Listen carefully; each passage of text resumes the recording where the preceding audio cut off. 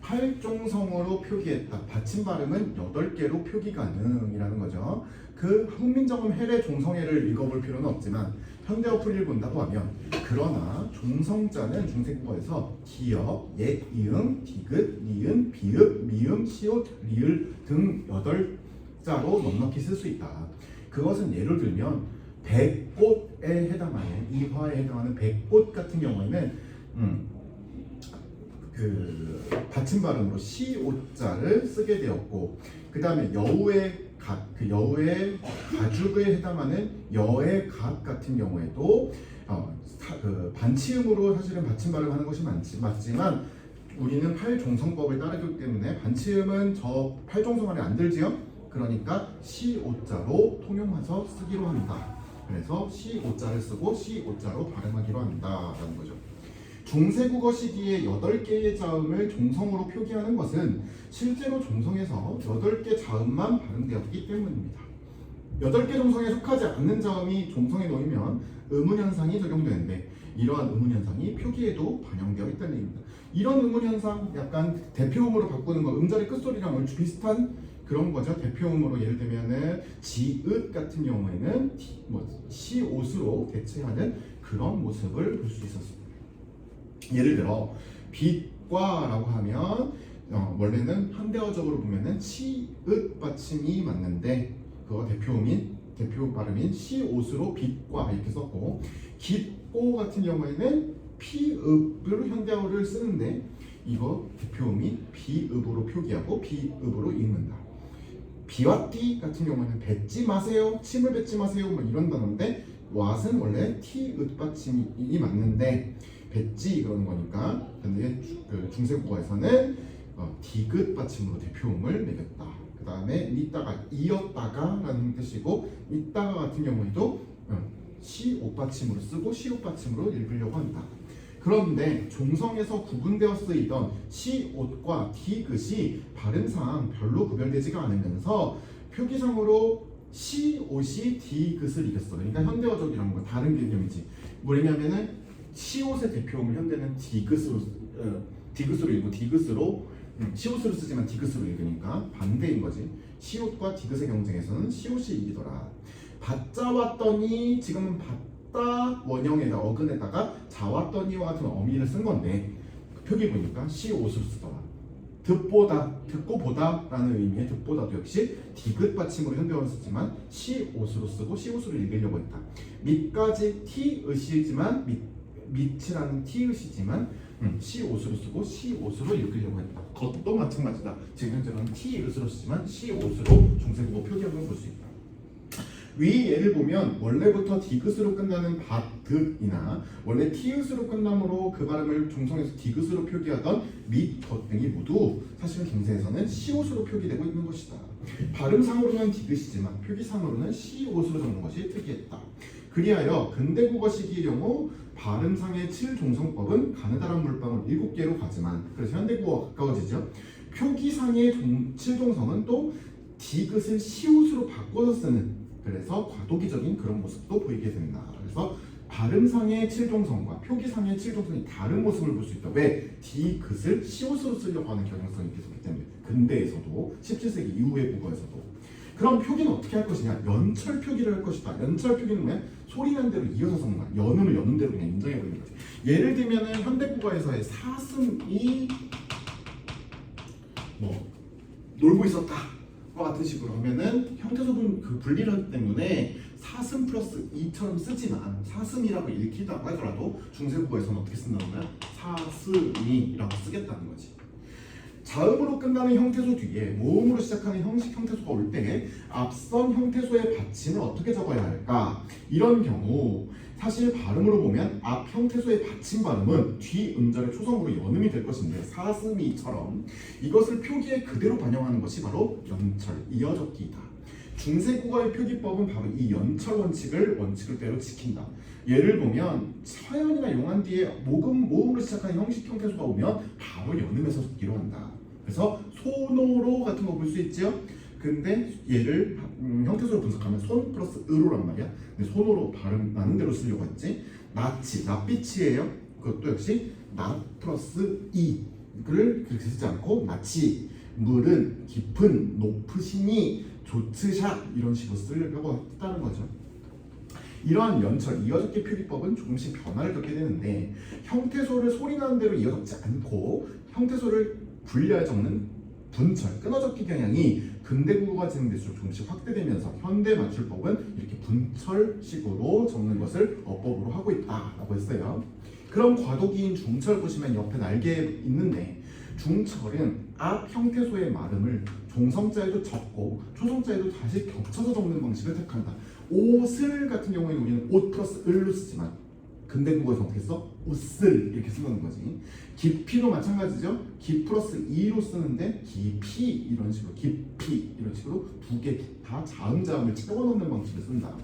중철은 연철과 분철의 성격을 모두 지닌다고 할 수 있다. 앞 형태소의 자음을 뒤 음절의 초성에 또 이어서 겹쳐 적는다는 점에서는 연철과 비슷하지만 앞 음절의 종성에도 받침을 적는다는 점이 또 분철과 특이한 점도 이렇게 비슷한 점도 있더라. 이러한 특성을 고려하여 중철이 연철에서 분철로 전환해가는 과정에서의 과도기적 표현 방식으로 설명하기도 한다라고 했어요. 그러면은 훈민정음의 글자 운영 방식, 연서, 병서, 부서를 한번 봅시다. 이어쓰기, 이거는 뭐 어떻게 이어쓰는 거냐면 세로로 밑으로 이어쓴다는 얘기예요. 이응을 순음인 입술 소리 아래다 쓰면 순경, 약간 부드러운 그 입술 소리가 된다. 그래서 비읍이응, 미음이응, 피읍이응, 쌍비읍, 이응과 같은 형태가 구성될 것이다. 순경은 비읍, 순경은 미음, 순경은 비읍, 뭐 순경은 쌍비읍, 뭐 이런 식으로 된다. 한자음의 표기 같은 것들을 제외하면 우리말, 순수한 우리말 표기는 대체적으로 순경은 비읍만 사용되었더라. 그 다음에 나란히 쓰기는 오른쪽으로 쓰는 거예요. 병서. 이건 왼쪽에서 오른쪽으로. 가짜 병서, 글자를 똑같은 걸 나열할 거래. 같은 자음을 나란히 쓰는 것이다. 그래서 쌍기역, 쌍디귿, 쌍비읍, 쌍시오, 쌍시오로 쓰다. 이거는 뭐냐? 된소리로 변모해가는 거지. 합용동서는 각기 다른 자음을 섞어서 쓸 수도 있다. 왼쪽에서 오른쪽으로. 그래서 시옷계는 시옷기역 같은 게 나오고 비읍은 비읍, 디귿, 비읍, 시읍 같은 게 나오고 심지어 비읍, 시읍계가 있어가지고 비읍, 시읍 다음에 또 하나를 더 자음을 덧붙여주는 자음이 무려 3개인 그런 표기법들도 중세국어엔 존재했더라. 그 다음에 붙여쓰기, 부서, 초성을 기준으로 해서 중성의 위치를 규정하기로 한다. 예를 들면은 오, 요, 우, 유, 뭐, 으 이런 애들은 어떻게 써? 초성자를 위에다 쓸 거지. 이렇게. 근데 이렇게 안 쓰는 모음도 많아, 그지? 이, 아, 어, 여, 뭐, 야, 뭐 이런 애들은 이렇게 쓸 거잖아. 이런 아이들도 있다. 초성 아래 쓰는 중성이 있는가 하면 초성 오른쪽에다가 이렇게 왼쪽에서 오른쪽으로 표기하는 그런 방식도 있다라는 거죠. 그럼 확인 문제 보시면 깊은이는 소리 나는 대로 적었지? 깊은이라는 것을 소리 나는 대로 적었으니까 얘는 연철, 이어적기가 되고 중세국어 표기법이고 잡바는 잡아였던 것 같아. 그치? 너를 잡아서 끌고 갈 거야 하는 잡아인데 겹쳐서 쓴 거니까 뭐예요? 중철 표기법이지, 그치? 거듭적기. 그 다음에 눈, 애 같은 경우에는 형태소를 똑똑똑 나눠섰지? 그러니까 분철, 끊어적기가 되는 거겠죠. 이런 식으로 시기에 따라서 표기법이 달라지더라라는 것을 얘기하고 있었고요. 182쪽 보시면 중세국어 문법을 이제 좀 보기 시작하는데 선생님, 불이 깊은 남간에서 주격조사는 어디에 있나요? 중세국어의 주격조사는 현대국어와는 달리 이만 있었어. 그러니까 뭐가 빠진 거예요? 가는 나중에 나온 거지. 앞말의 의문론적 환경에 따라서 형태를 달리하거나 표기가 나타나지도 않기도 하지. 그러면 뿌리 다음에 와야 하는 주격조사가 표기상 나타나지 않았다고 볼 수 있겠군요. 또 궁금한 게 있어요. 남간은 어떻게 풀이하는 건가요? 남간은 사실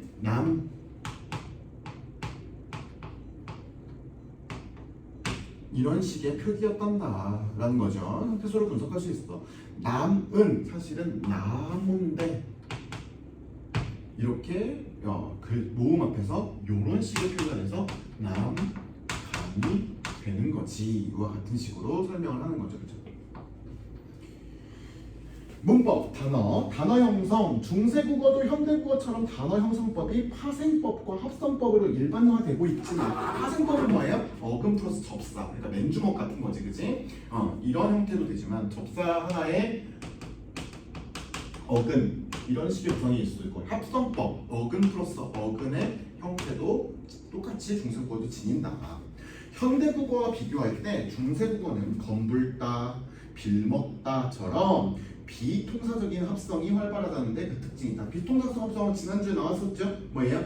이렇게 우리말처럼 매끈하게 연결어를 가지고 쓰는 게 아니라 연결어를 뚝뚝 끊어가지고 우리가 평소에 언어 습관을 하는 거와 조금 다르게 약간 껄끄럽게 쓰는 거예요. 검고 불다고 빌어먹다겠지, 그죠? 원래는. 근데 검고 이런 고자 빼버리고 빌어먹다 어자 빼버리고 이런 식으로 비통사적 합성을 한다는 거죠. 그 다음에 둘째, 가말다, 그르다와 같은 식으로 사실 가말다 보면은 용언의 어감 부분하고 그 다음에 명사가 형태가 동일한 경우들이 되게 많았는데 현대국어에서도 보이긴 보인다. 신다, 신, 그죠? 다 신발을 얘기하는 신다와 신 모티프가 같은 그런 단어가 보이기는 하지만 중세에는 훨씬 많았던 반면에 현대국어에서는 많이 그런 것들이 숫자가 줄어들고 있다. 뭐 같은 식으로 볼 수 있다. 품사, 자 마침내 그 제 뜻을 실어 펴지 못할 놈이 하니라 해석해 보면 마침내 자기의 뜻들을 실어서 펼치지 못하는 사람들이 많았다야. 그죠?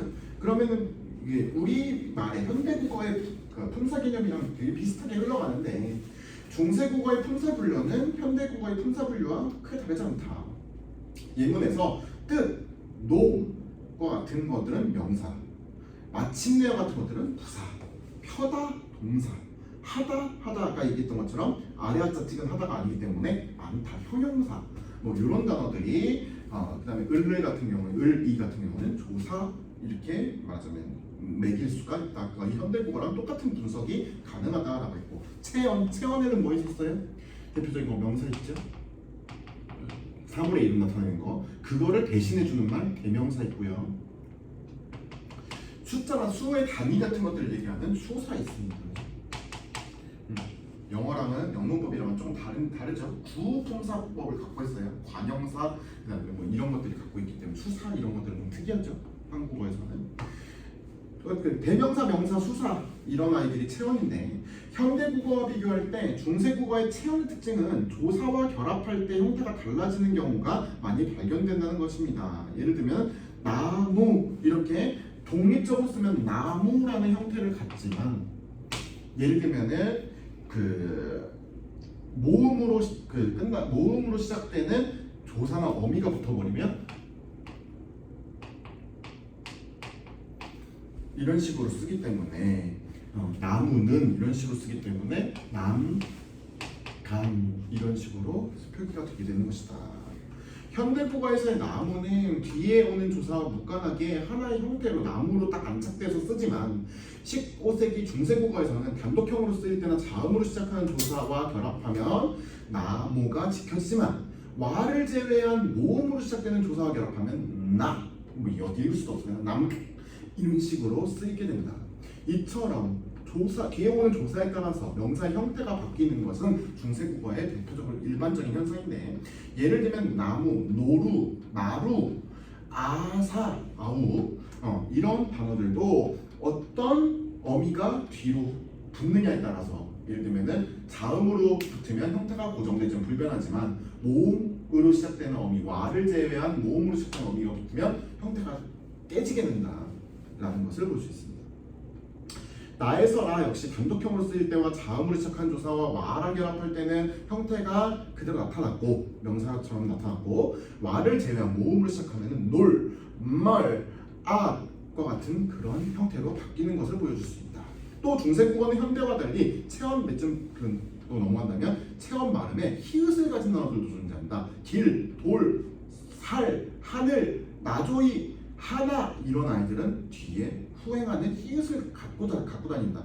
이들 체언은 가을처럼 단독형으로 쓰이면 히읗이 음가가 실현되지 않지만 가을화처럼 가을화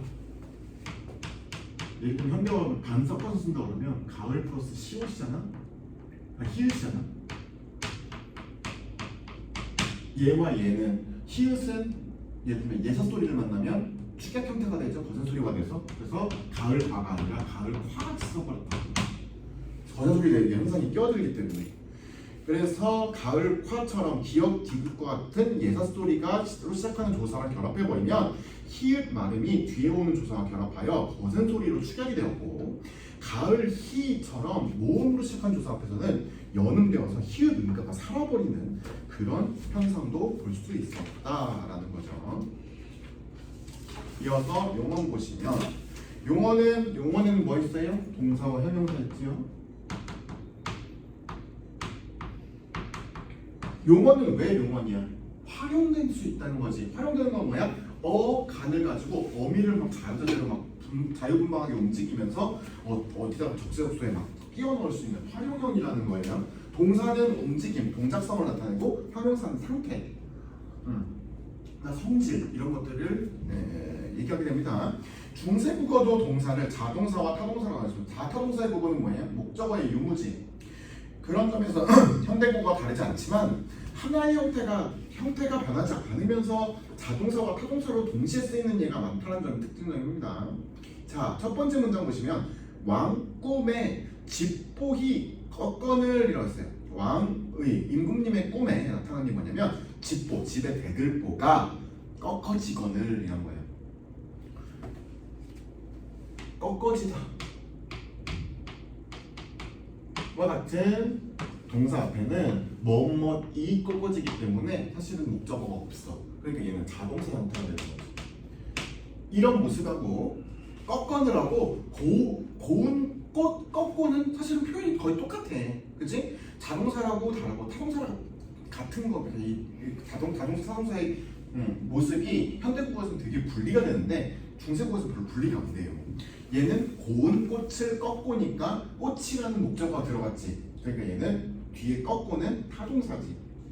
또 성화가 흐러쓰려, 성화가 흐트러져 뿌려져 라는 의미인데 여기는 성화가 흩어지는 거니까 여기 목적어가 없었으니까 자동사.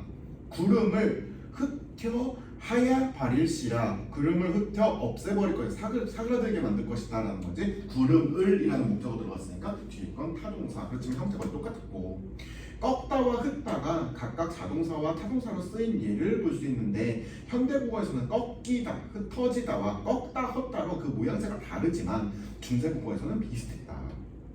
중세국어에서도 어간의 어미가 결합할 때 어간이나 어미가 다른 모습으로 변화되는 것을 또 볼 수 있다. 이거는 지난 시간에 살짝 언급했었지. 자, 짓다 동사는 밥 짓다 이런 동사는 밥을 짓고 반찬을 하였다처럼 쓰면 이 시옷이 살아있어. 그죠?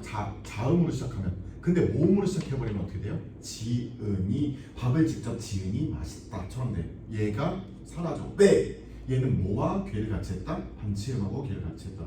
반치음이 소멸되는 자리에 다른 게 들어올 수 없으니 뭐예요? 시옷이 탈락하는 불규칙적인 모습을 보인다.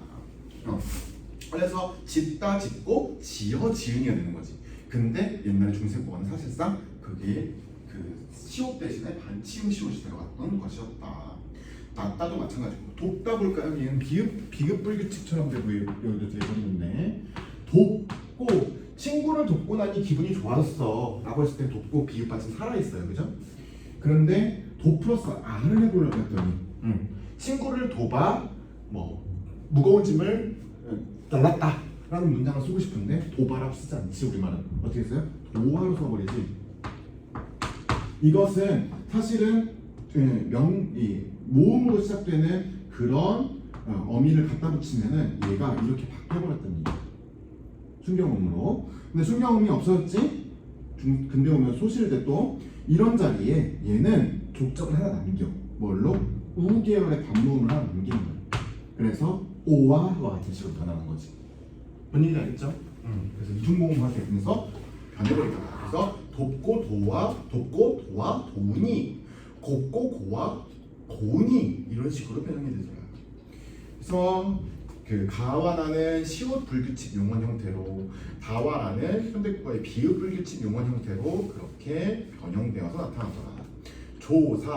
중세국어의 조사도 현대국어처럼 격조사, 보조사, 접속조사 이런 식으로 분리될 수 있고, 근데 몇 가지 점에서 현대국어가 차이점이 있더라. 첫 번째 격조사는 뭔 차이가 있냐? 현대국어에는 이와 가가 두루 쓰이지만 중세국어는 이는 있을 때 가는 없다.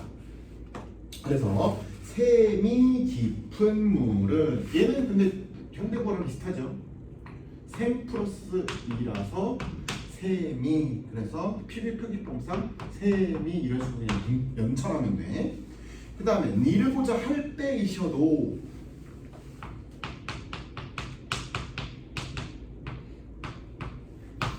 말하고자 할 바가 있어도야. 그죠? 현대국어는 가가 있으니까 되게 매끈하게 연결돼, 그지? 우리가 되게 이해하기 좋지만 가가 없었대지. 바 플러스 이를 어떻게 써요? 배로 써봐. 그죠? 모음 추격하는 형태로 이를 말씀드리고자 하는 바가 있어도 란 말이야. 근데 바이 그래서 배 이렇게 썼어. 몸에 마디가 굳고 착착하시며라고 했어. 몸에 마디 가 써야 되는데 가 없지? 그러면 이 쓰는 거야. 이 동시에 왔으니까 같은 모음이 동시에 오니까 어떻게 돼? 하나 그냥 지워버렸지. 마디가라는 뜻이야. 몸의 마디가 딱딱하며. 중세국어에서는 주격조사가 가처럼 자음기에서는 이로 나타나고 나처럼 대부분의 모음기에서는 이로 나타나는 형태도 있으며, 다처럼 모음 이나 반모음 이 뒤에서는 아예 생략되는 형태로도 나타나게 됩니다. 라고 했어요. 다음으로 현대국어에서는 없는 관형격 조사가 시옷이 사용되는 부분도 있습니다. 관형격 조사. 현대국어에서 관형격 조사는 뭐예요? 체언과 체언을 연결하면서 앞에 체언이 뒤에 체언을 수식하는 형태로 만들어주는데요. 대표적으로 뭐 있니? 나, 가. 내 것이라는 의미를 주고 싶으면 여기다 조사 뭐 쓰는 거야? 나의 쓰지. 대표적인 관형격 조사야. 의잖아, 그지? 나의 가방 또는 내 가방 이런 식으로 쓰잖아요, 그죠? 나의 책상, 나의 컴퓨터 뭐 이런 식으로 쓴다고요. 그래서 우리 현대국어에는 관형격 조사가 대표적인 의다. 근데 보니까 도적의 입과는 사슴의 등, 소의 머리, 내 임금, 나의 임금 하는 거 보니까 의 또는 이 같은 걸 즐겨 쓰기도 해. 이건 현대국어랑 거의 비슷한 모습이지. 하지만 나 같은 게 있다는 거야. 부처 말씀, 나란 말씀 그러면서 사이시옷을 확 끼워넣는 거야. 관형격조사 시옷을. 그래서 부처님의 말씀, 나라의 공적인 말씀, 이런 뜻으로 주는 거지. 근데 현대국어에서도 약간 이런 식으로 뭐 사이소리 현상, 시옷 청각 이런 현상으로 사실 비슷한 현상은 나타나요. 예를 들면 뱃살. 얘가 거센소리 발음이 나버렸지. 뱃살 이렇게. 그러면 어떻게 돼? 시옷이 첨가돼서 뱃살이 비싸. 배의 살이니까 거의 똑같은 개념이라고. 그래서 사이시옷 현상은 시옷 현상은 사실은 여기서부터 유래되는 것처럼 보인다라는 거죠. 자, 가에서 볼 수 있듯이 선행하는 체언이 유정체언. 유정은 뭐냐면 심장이 박동이 펑펑펑 뛰는 동물들을 얘기해. 그럼 동물들만 있느냐? 인간도 동물이죠. 그래서 인간 플러스 동물을 의미해. 유정이라는 것은 사람이나 동물의 경우 이나 의 같은 애들을 사용하지만, 그래서 이때 소, 나처럼 모음 뒤에서는 이를 그냥 써버리는 경우가 있었다. 그리고 나에서 볼 수 있었지, 선행하는 체언이 사람이더라도 존칭이거나 또는 무정체언의 사물일 경우에는 그냥 사물일 경우에는 시옷을 표기해버렸다. 또한 처속격 부사 에, 예 이외에 에나 의 같은 것들이 쓰였다는 점에서 현대국어 차이가 있다. 처속격 부사는 우리는 하나로 통일하고 있잖아. 뭐뭐 학교에 간다, 성당에 간다, 무슨 뭐 놀이터에 간다, 에밖에 없지. 근데 이렇게 형태가 여러 개가 쓰인다. 근데 문제는 뭐냐? 에나 의 같은 경우에는 이게 처속격인지 부사격인지를 관형격인지를 알 수가 없다. 새별이 낮에 보드니아, 그지? 낮에 보니까 낮 플러스 이렇게 쓰고 싶지, 그지? 이런 말하자면 처속격 조사 낮에 지금 현대어서는 라고 쓰이는 게 이렇게 쓰이는데 아까 봤던 관형격 조사 의랑 모양이 똑같다는 거지. 물 위에 차 두퍼, 물이 위에 차서 두퍼 덮고 있구나 라는 뜻이야.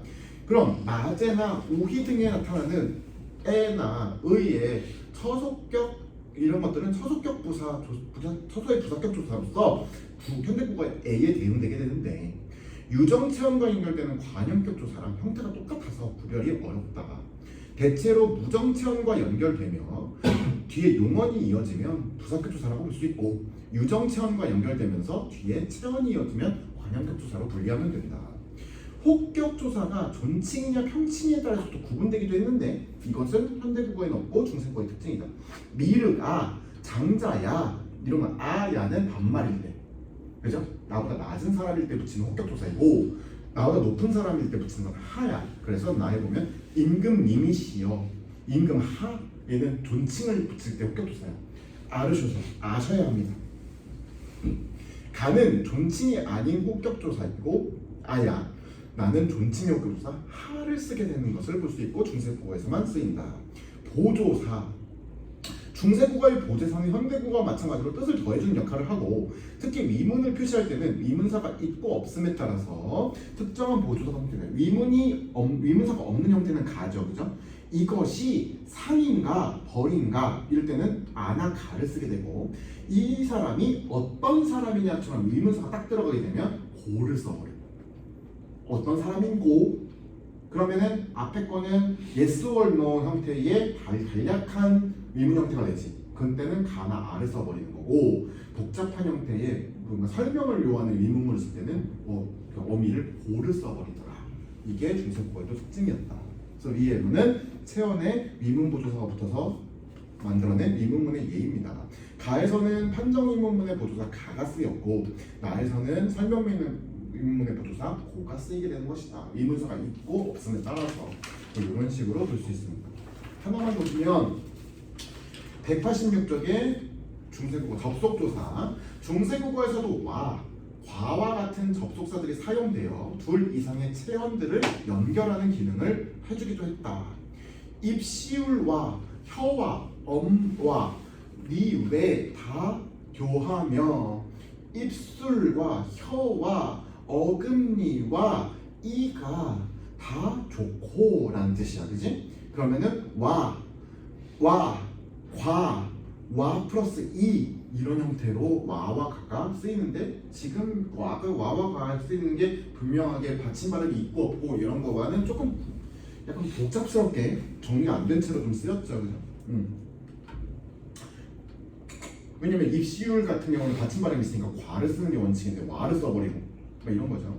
와, 과, 눈과 귀와 곡과 코와 혀와 몸과 뜻을 육근이라고 하나니 하느니 뜻과를 니외와 같은 식으로 마지막 체언에도 와 플러스 과와 또 조사를 연결하는 그런 방식을 썼다. 하늘과 땅과 사이쇼니까 의 사이에 옷과 배와로 여기서는 우리는 와 안 쓰죠, 그죠? 옷과 배로로 썼는데 옷과 배와로 이런 식으로 연결어 쓰고 여기 말하자면 접속조사 쓰고 뭐 어미 쓰고 이렇게 형태성격도 또 쓰고 이런 식으로 쓰더라.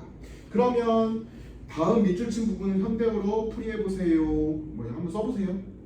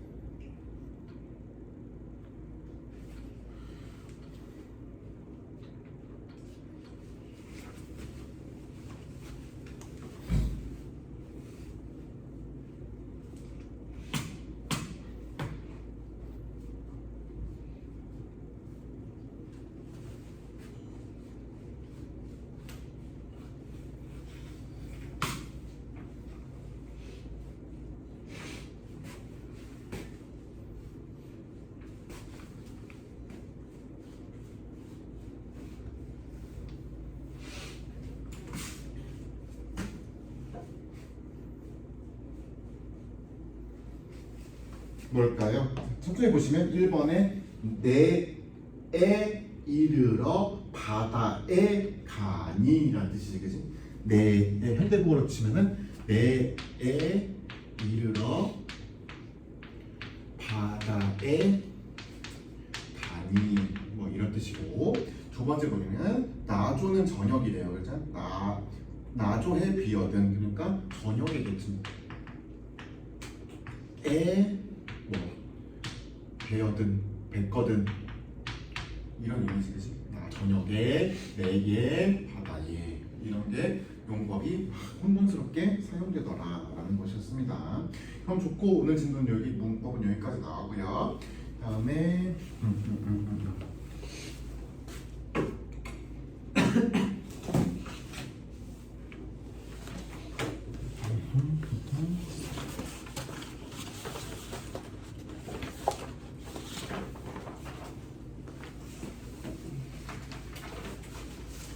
잠깐 쉬고 선생님이 과제를 좀 가르쳐주도록 하겠습니다.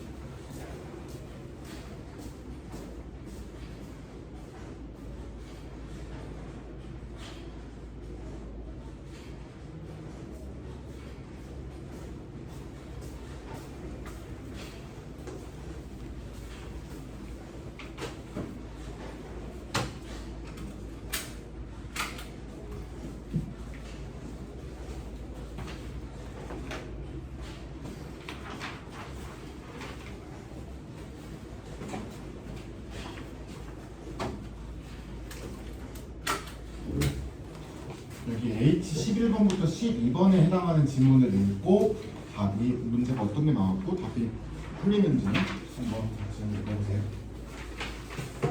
그리고 쉬는 시간 지금 15분인데 25분 정도까지 쉬고 11번부터 12번 H11, 12 지문.